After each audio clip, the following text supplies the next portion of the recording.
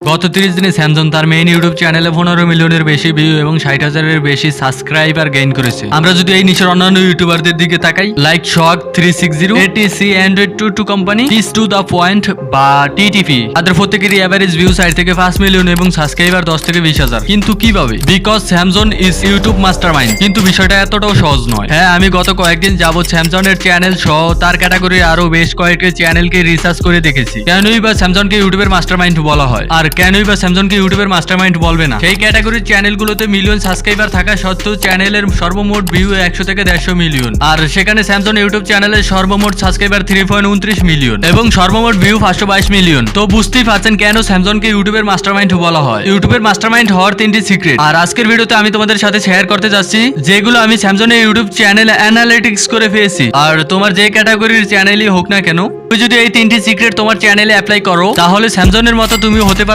ইউটিউবের মাস্টারমাইন্ড। আর 3 নাম্বার সিক্রেটটা যদি তুমি না দেখো, তাহলে তুমি ইউটিউবের মাস্টারমাইন্ড তো দূরে থাক, তুমি কখনো ইউটিউবে মনিটাইজই করতে পারবে না। তো চলুন মূল ভিডিওটি শুরু করা যাক। Secret number 1, quality content. না, ওই কোয়ালিটি কন্টেন্ট না যে ভিডিওতে ফুল এইচডি, ভালো থাম্বনেল।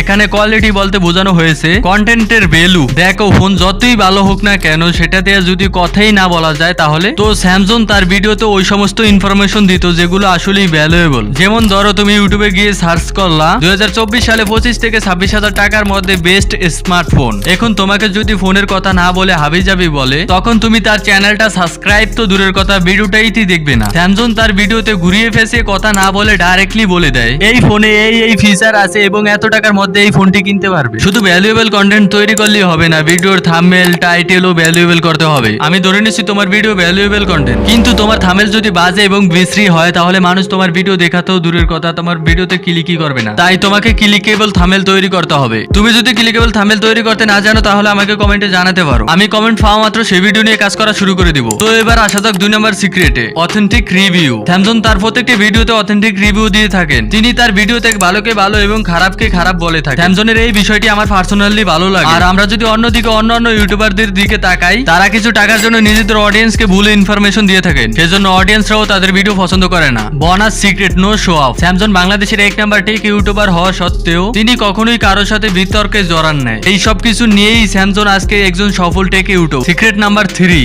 গিভ ওয়ে বা মিট আপ। স্যাম তার অডিয়েন্সের সাথে অল টাইম কানেক্ট